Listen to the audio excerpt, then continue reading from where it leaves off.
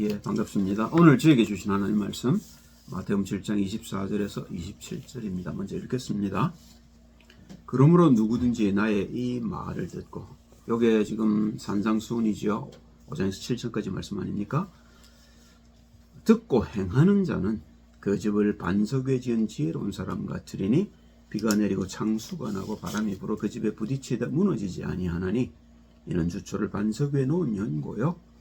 나의 이 말을 듣고 행치 아니하는 자는 그 집을 모래 위에 지은 어리석은 사람 같으리니 비가 내리고 창수가 나고 바람이 불어 그 집에 부딪힘에 무너질 그 무너짐이 심하니라. 그죠? 무엇 때문에 이 말씀을 하셔요? 너희가 믿음이 없으면 심판을 피해가지 못한다, 그 말하시는 겁니다. 그죠? 우리가 심판을 이길 유일한 길이 믿음입니다. 그런데 믿음은 어디서 난다고요? 들음에서 나고, 들음은 그리스도의 말씀이라고 바울이 정확하게 표현했죠. 지금 그 말씀 지금 하고 계신 겁니다. 그죠? 자, 서론입니다. 마태복음 4장 17절 19절에서 봅니다.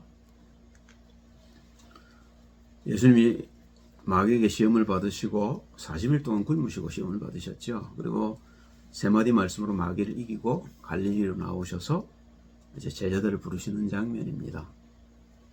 이때부터 예수께서 비로소 전파에 가라사대 회개하라, 천국이 가까웠느니라 하시더라. 갈릴리 해변에 다니시다가 두 형제 곧 베드로라는 시몬과 그 형제 안드레가 바다에 금을 던지는 것을 보시니 저희는 어부라. 말씀하시되 나를 따라오너라, 내가 너희로 사람을 낚는 어부가 되게 하리라 하시니. 두 가지를 얘기하고 계셔요. 회개하라. 우리가 사는 삶이 어떤 건지를 모릅니다. 어떤 삶을 살아야 될지도 모르지요. 그 삶을 설명하시는 게 하시겠다는 겁니다. 그게 이제 마태복음 5장과 7장 사이에 기록되어 있습니다. 두 번째 하시는 말씀은요. 그렇게 해서 너희가 빛을 회복하게 되면 그 빛을 어둠에 있는 형제들에게 비추어서 빛 가운데로 나오게 하라는 겁니다. 말씀하시되 나를 따라오너라, 내가 너희로 사람을 낚는 어부가 되게 하리라 하시니. 이 말씀을, 그 회개가 그럼 뭐냐 말입니다. 거듭남을 회개라는데, 이 말씀을 니고데모에게 하시는 장면이 요한복음 3장 3절 5절에 나옵니다. 읽어보지요. 예수께서 대답하여 가라사대 진실로 진실로 너희에게 이르노니 사람이 거듭나지 아니하면 하나님 나라를 볼 수 없느니라. 이 거듭남이 회개입니다. 니고데모가 가로되 사람이 늙으면 어떻게 날 수 있습니까? 두 번째 못에 들어갔다가 날 수 있습니까? 예수께서 대답하시되 진실로 진실로 네게 이르노니 사람이 물과 성령으로 나지 아니하면 하나님 나라에 들어갈 수 없느니라. 방법을 얘기를 하셔요. 물과 성령으로 거듭나야 하나님 나라에 들어갈 수 있다는 겁니다. 우리가 죽어서 하나님 나라에 가는 게 아닙니다. 물과 성령으로 거듭나야 심판을 피할 수 있다는 겁니다. 그죠? 우리가 이게 하나님 나라 가기 위한 전제 조건이 되는 겁니다. 그러면 우리가 하나님 말씀을 안 따라갈 수가 없지 않습니까? 그죠? 우리가 반드시 찾아내야 되겠죠. 언제요? 우리가 숨을 쉬고 있는 동안에 찾아내야 되는 겁니다. 요한복음 3장 13절을 보면 하늘에서 내려온 자 곧 인자 외에는 하늘에 올라간 자가 없느니라. 그죠? 나는 하늘에 있느니라, 이런 얘기를 하셔요. 영어 성경에 보면요. 그 말은요, 이 땅에 사시는데 하늘을 사시는 분이란 말입니다. 여러분과 제가 이렇게 돼야 되는 겁니다.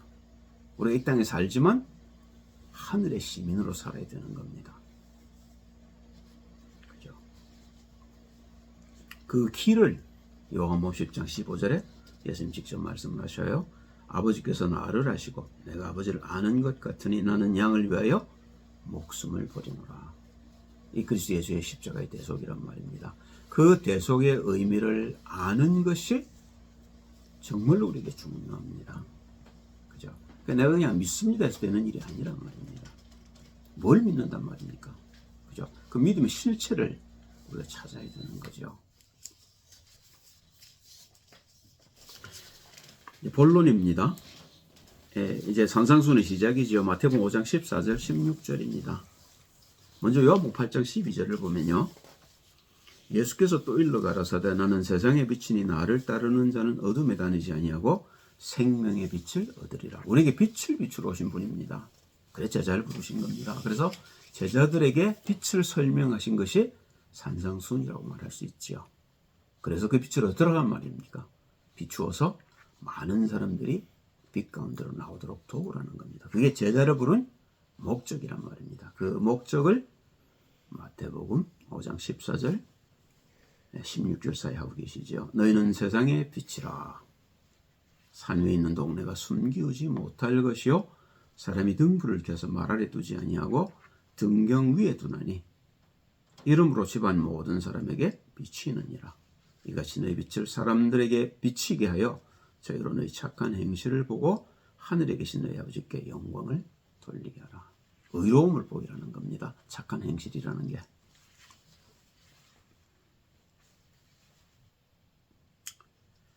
마태복음 5장 17절 20절 보시면요. 이제 구약에 대해서 주님이 설명을 하셔요. 자신이 오신 목적, 구약으로 우리가 완성될 수 있었다면 예수님 땅에 안 오셔도 되죠. 그죠? 그 구약을 주신 목적을 마태복음 4장 5장 17절에서 설명하고 계셔요. 내가 율법이나 선지자나 폐하러 온 줄로 생각지 말라. 폐하러 온 것이 아니요 완전케 하려 함이로라. 많은 사람들이 그리스도 예수가 오셔서 구약은 폐해졌다고 생각합니다. 아닙니다. 구약을 완성하러 오신 분입니다. 그러니까 이런 말씀을 하시죠. 진실로 너에게 이르노니 천지가 없어지기 전에는 율법의 1.1획이라도 반드시 없어지지 아니하고 다 이루리라. 그러므로 누구든지 이 계명 중에 지극히 작은 것 하나라도 버리고 또 그같이 사람을 가르치는 자는 천국에서 지극히 작다 일컬음을 받을 것이요 누구든지 이를 행하며 가르치는 자는 천국에서 크다 일컬음을 받으리라. 내가 너에게 이르노니 너희 의가 서기관과 바리새인보다 더 낫지 못하면 결단코 천국에 들어가지 못하리라. 이 예수님 오신 목적을 밝히시는 겁니다. 복음을 알아야 된다 그 말이죠. 복음을 모르면 율법 가지고는 서기관과 바리새인들처럼 천국에 못 간다고 얘기하시는 겁니다. 자, 그러면 율법은 틀린 거냐? 아니죠. 하나님의 말씀입니다. 우리가 좀 이따 보겠습니다. 로마서 7장 22절 25절을 보면 율법에 매였던 바울이 복음을 알고 난 뒤 하는 고백이지요. 내 속 사람으로는 하나님의 법을 즐거워하되 내 지체 속에서 한 다른 법이 내 마음의 법과 싸워 내 지체 속에 있는 죄의 법 아래로 나를 사로잡아 오는 것을 보는도다. 오라 나는 곤고한 사람이로다. 이 사망의 몸에서 누가 나를 건져내랴. 그죠? 바울은 율법 안에서 자기 속에 있는 죄를 발견하게 된 겁니다. 그러니까 이런 얘기가 나오지요. 우리 주 예수 그리스도로 말미암아 하나님께 감사리로다. 그런즉 내 자신이 마음으로는 하나님의 법을 육신으로는 죄의 법을 섬기노라. 그리고는 로마서 8장 1절로부터 이제 그리스도 예수 안에 있는 자들에게 결코 정죄함이 없는 그런 사실들을 밝히고 있죠. 로마서 10장 4절을 보시면요. 그리스도는 모든 믿는 자에게 의를 이루기 위하여 율법의 마침이 되시니라. 율법으로 구원받지 못한 너희 유대인들, 내가 그 속에 갇혀있던 사람 아니냐. 그러나 내가 복음으로 거기서 나왔다. 그걸 지금 유대인 형제들에게 얘기하는 겁니다. 그죠? 얼마나 안타까웠겠어요. 왜요? 자기가 그 속에 있었으니까요. 그리고 지금도 그 속에서 어둠 속에서 고생하고 있는 유대인 형제들을 향해서 바울은 자기가 자기 목숨을 버리는 한이 있더라도 그들이 구원받기를 소원합니다. 여러분과 저도 마찬가지겠죠. 안 그렇겠습니까? 그게 구원받은 자의 자세지요. 이 얘기를 로마서 3장 20절 21절과 갈라디아서 3장 22절 24절 조금 더 자세하게 바울이 설명하고 있습니다. 먼저 로마서를 보죠. 그러므로 율법의 행위로 그의 앞에 의롭다 하심을 얻을 육체가 없나니 율법으로는 죄를 깨달음이니라. 바울이 그랬단 말입니다. 율법 때문에 죄를 깨닫게 된 거죠. 이제는 율법 외에 하나님의 한 의가 나타났으니 율법과 선지자들에게 증거를 받은 것이라. 구약이 증거한 그리스도 예수가 그분 아니냐. 그게 하나님의 의다 그 말입니다. 갈라디아 3장 22절 24절을 읽습니다. 그러나 성경이 모든 것을 죄 아래 가두었으니 이는 예수 그리스도를 믿음으로 말미암은 약속을 믿는 자들에게 주려 함이니라. 우리가 그리스도를 믿어야 될 이유란 말입니다. 믿음이 오기 전에 우리가 율법 아래 매인 바 되고 계시될 믿음의 때까지 갖췄느니라. 이같이 율법이 우리를 그리스도에게로 인도하는 몽학 선생이 되어 우리로 하여금 믿음으로 말미암아 의롭다함을 얻게 하려 함이니라. 그러니까 율법은요, 우리가 죄 때문에 서로 멸망하지 않도록 주신, 말하자면 안전장치인 겁니다. 언제까지요? 복음이 올 때까지입니다. 그렇죠? 그래서 우리가 복음을 알아야 되는 거죠. 자, 마태복음 5장 21절 22절을 보겠습니다. 옛 사람에게 말한 바 살인치 말라. 누구든지 살인하면 심판을 받게 되리라 하였다는 것을 내가 들었으나 나는 너에게 이르노니 형제에게 노하는 자마다 심판을 받게 되고 형제를 대하여 나가라 하는 자는 공회에 잡히게 되고, 나가란 말은 깡통, 그 말이에요. 멍청, 쓸모없는 인간, 이런 얘기입니다. 공회에 잡히게 되고 미련한 놈이라는 자는 지옥불에 들어가게 되리라. 무서운 얘기를 하고 계시죠. 5장 27절 28절입니다. 또 간음치 말라 하였다는 것을 너희가 들었으나 나는 너희에게 이르노니 여자를 보고 음욕을 품는 자마다 마음에 이미 간음하였느니라. 이게 우리 속에 있는 들보란 말입니다. 그 들보를 끄집어내지 못하면 너희가 온전치 못하게 될 거라고 얘기하고 계신 겁니다. 그죠? 바울이 그리스도 율법 아래 있다고 자기를 그렇게 표현했는데, 그럼 율법보다 이게 훨씬 더 어렵죠? 안 그렇습니까? 율법은 그냥 행동만 안 하면 되지만 그리스도 율법은요, 마음으로도 범하면 안 되는 거란 말입니다. 그 말은요, 두 주인을 섬기지 말고 하나님을 섬기라는 겁니다. 자, 마태복음 5장 43절 48절을 보겠습니다. 또 네 이웃을 사랑하고 네 원수를 미워하였다는 것을 너희가 들었으나 나는 너희에게 이르노니 너희 원수를 사랑하며 너희를 핍박하는 자를 위하여 기도하라. 이같이 한즉 하늘에 계신 너희 아버지 아들이 되리니 이는 하나님이 그 해를 악인과 선인에게 비추게 하시며 비를 불의한 자와 의로운 자에게 내리우십니다. 너희가 너희를 사랑하는 자를 사랑하면 무슨 상이 있으리요? 세리도 이같이 아니하느냐? 또 너희가 너희 형제에게만 무난하면 남보다 더하는 것이 무엇이냐? 이방인들도 이같이 아니하느냐? 그러므로 하늘에 계신 너희 아버지 온전하심과 같이 너희도 온전하라. 하나님을 닮으라는 겁니다. 쉽게 얘기를 하면요, 하나님을 닮지 못하게 만드는 게 뭐란 말입니까? 너희 속에 있는 들보란 말입니다. 하나님의 형상으로 지어졌다는 게 이 말이란 말입니다. 우리가 하나님을 닮아야 되는 이유, 그 그리스도 예수, 하나님의 형상을 가지고 이 땅에 오셔서 우리에게 보여주신 하나님의 형상을 닮아야 하는 이유가 여기 있단 말입니다.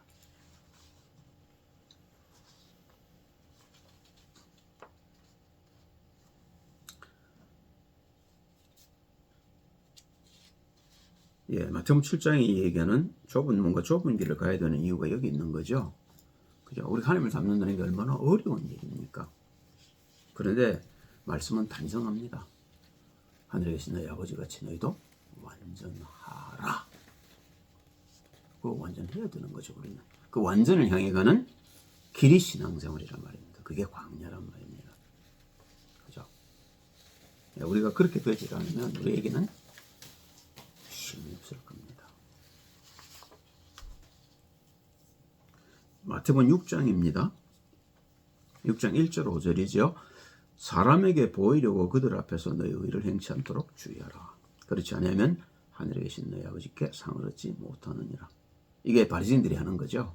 그러므로 구제할 때 외식하는 자가 사람에게 영광을 얻으려고 회당과 거리에 사는 것 같이 너희 앞에 나팔을 불지 말라. 진실로 너희에게 이르노니 죄는 자기 상을 이미 받았느니라. 너는 구제할 때 오른손에 하는 것을 왼손이 모르게 하여 네 구제함이 은밀하게 하라. 은밀한 중에 보시는 너희 아버지가 갚으시리라. 또 너희가 기도할 때 외식하는 자와 같이 되지 말라.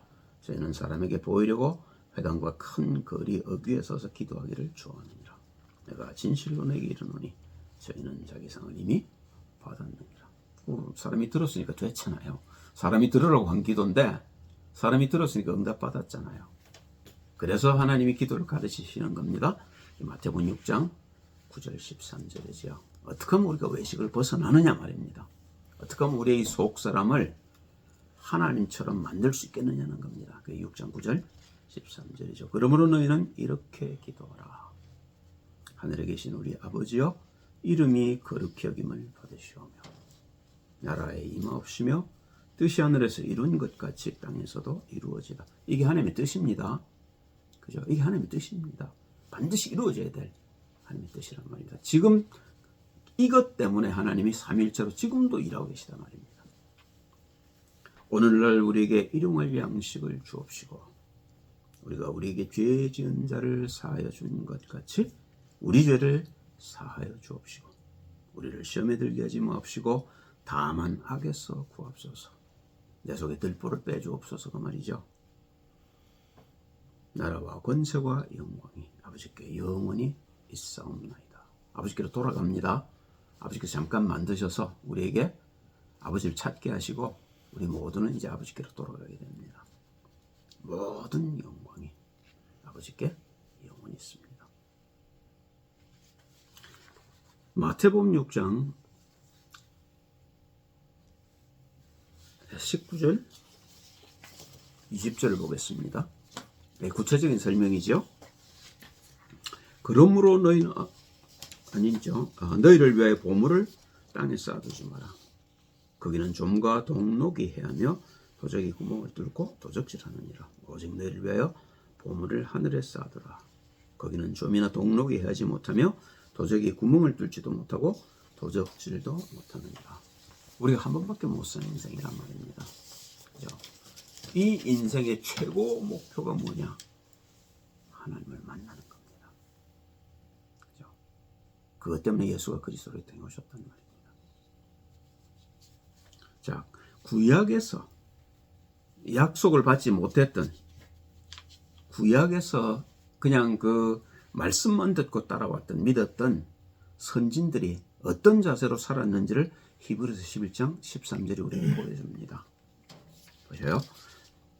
이 사람들은 구약의 사람들입니다. 선지자들이죠. 다 믿음을 따라 죽었으며 약속도 못 지고요. 그리스도 오신 걸 못 보았습니다. 근데 그리스도 오실 약속만 지고 그 믿음을 가지고 이겼다는 겁니다. 여러분, 저는요, 그 갈라디아서 4장 1절입니까? 3장 1절인가요? 바울이 그런 얘기를 하죠. 누가 너희를 꾀하느냐? 그리스도 예수의 십자가가 너희 눈에 밝히 보이거늘. 그렇지 않습니까?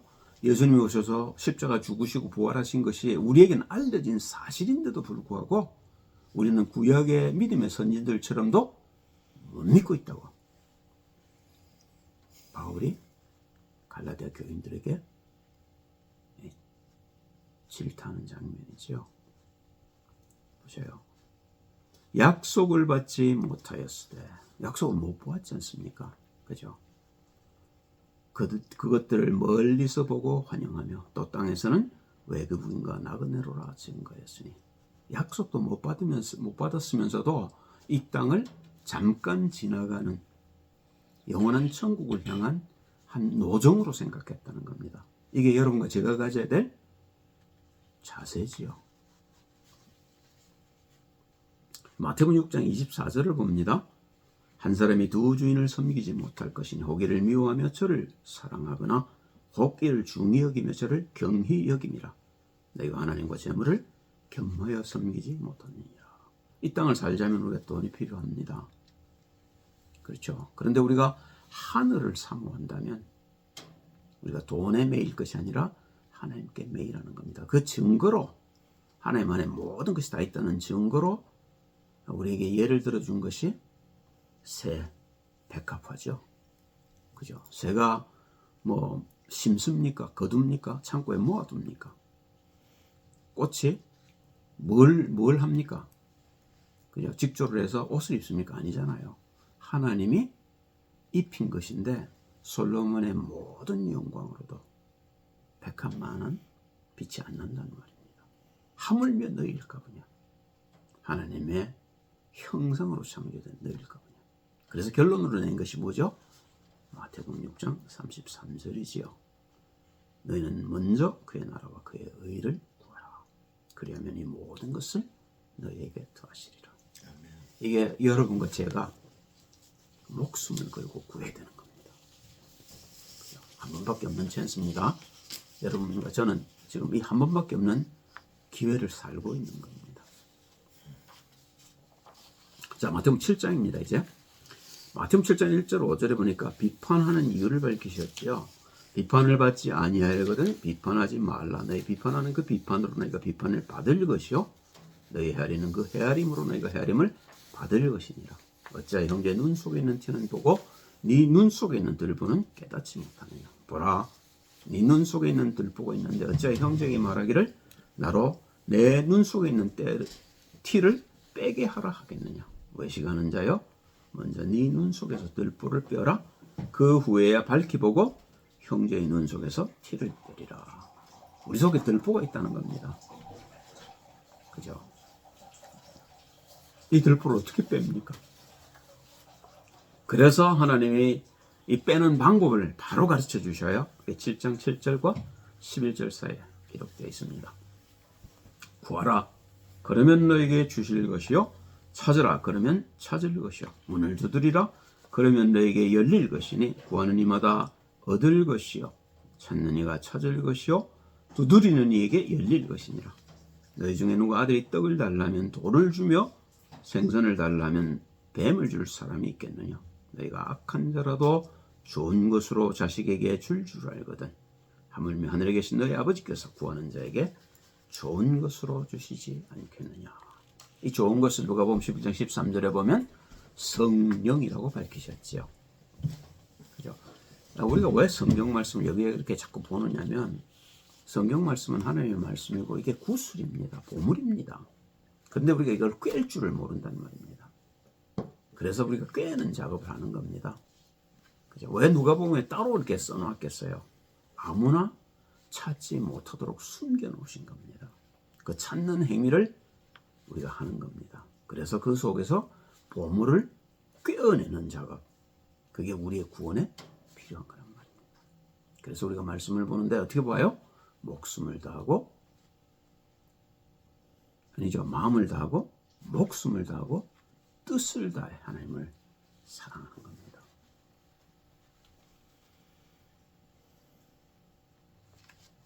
그런데 이 길이 쉽지 않은 길이라고 예수님이 미리 말씀하시죠. 7장 13절 14절 아닙니까? 좁은 문으로 들어가라. 멸망으로 인도하는 문은 크고 그 길이 넓어 그리로 들어가는 자가 많고. 멸망으로 가려면 우리가 아무것도 안 해도 됩니다. 그러나 좁은 길로 가려면 우리는 찾아야 되죠. 생명으로 인도하는 문은 좁고 길이 협착하여 찾는 이가 적으니라. 찾았다고 다 가는 것도 아닙니다. 좁은 문이 열렸다고 해서 우리가 바로 도달하는 게 아니란 말입니다. 길을 걸어가서 목적지에 닿아야 되는 겁니다. 그죠? 자, 그리고 7장 15절에 보면 거짓 선지자에 대해서 얘기가 나오는데요. 그럼 거짓 선지자가 뭐겠어요? 찾지 못한 길을 찾은 것처럼 말하는 게 거짓 선지자겠지요. 자, 어떻게 합니까? 7장 15절부터 보겠습니다. 거짓 선지자들을 삼가라. 양의 옷을 입고 너에게 나오나. 바깥은 보면 양처럼 생겼단 말입니다. 이 외식하는 자들이죠. 속에는 노략질하는 일이라. 그 속에는 그저 들보가 들어있다 그 말입니다. 들보를 못 빼낸 사람들이 들보를 빼낸 것처럼 행동하는 걸 거짓 선지자라는 겁니다. 어떻게 합니까? 그 열매로 합니다. 그죠? 예수님이 생명나무 이 땅에 오셔서 생명나무 120그루를 남기고 가셨죠. 여러분과 제게도 하나님은 열매를 찾으실 겁니다. 왜요? 그 열매가 우리의 나무됨을 증거하는 거란 말입니다. 하나님 앞에서 우리가 거짓말할 수 있겠습니까? 불가능할 겁니다. 그죠? 하나님 우리에게 문책도 안 하신다고 성경은 밝혀놓으셨어요. 우리가 짓고 하고 우리가 가야 할 길로 우리가 걸어간다는 겁니다. 하나님 심판하실 필요가 없으시지요. 우리 자신 더 잘 알죠.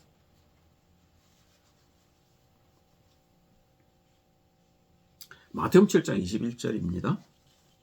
나더러 주여 주여 하는 자마다 천국에 다 들어갈 것이 아니요 다만 하늘에 계신 내 아버지의 뜻대로 행하는 자라야 들어가리라. 그죠? 그럼 한 뜻이 뭡니까? 하나님의 형상을 회복하고 다른 사람들이 하나님의 형상을 회복하도록 도우라는 겁니다. 그게 제자를 부르신 목적이고 여러분과 제가 제자라면 부르심에 합당한 삶을 살아야 되는 거죠. 그죠? 그 내용들이 산상수훈이란 말입니다.